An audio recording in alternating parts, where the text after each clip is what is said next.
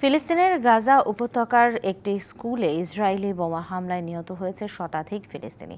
আহত হয়েছেন আরও অনেকে। স্থানীয় সময় শনিবার ফজরের নামাজের সময় গাজার আল তাবিন স্কুলে এই হামলা চালায় ইসরায়েল।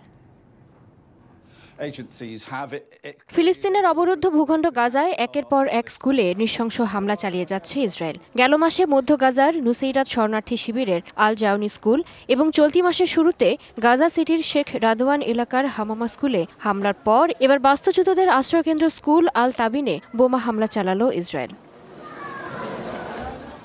স্থানীয় সময় শনিবার ভোরে ফজরের নামাজের সময় স্কুলের হলরুমের ভেতরেই প্রায় 250 জন অবস্থান করছিলেন। এছাড়া আশেপাশের রুমগুলোতেও অনেক বাস্তুচ্যুত মানুষ ছিল। স্কুলের ভেতরে বাস্তুচ্যুত মানুষের উপস্থিতি সম্পর্কে সচেতন থাকা সত্ত্বেও হামলা চালায় ইসরায়েলি বাহিনী। হামলার পরই আগুন ছড়িয়ে পড়ে স্কুলটিতে। গাজার বেসরকারি প্রতিরক্ষা সংস্থা বলছে স্কুলটিকে লক্ষ্য করে 2000 পাউন্ড ওজনের 3টি বোমা হামলা চালানো হয়। ভয়াবহ গণহত্যা হিসেবে বর্ণনা করেছে সংবাদ মাধ্যমগুলো। ইসরায়েলি সামরিক বাহিনীর দাবি, স্কুলটিতে হামাসের কমান্ড অ্যান্ড কন্ট্রোল সেন্টার রয়েছে, সেটিকে লক্ষ্য করেই হামলা চালানো হয়েছে। তবে ইসরায়েলের এমন ব্যাখ্যা প্রত্যাখ্যান করে সশস্ত্র গোষ্ঠী হামাসের দাবি, হাসপাতাল ধ্বংসের মতো একই অজুহাতে শরণার্থীদের আশ্রয়স্থল স্কুলগুলো ধ্বংস করছে ইসরায়েলি বাহিনী।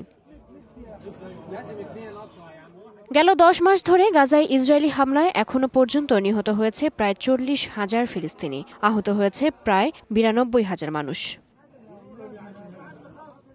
চৈতি সরওয়ার, ডিবিসি নিউজ ডেস্ক।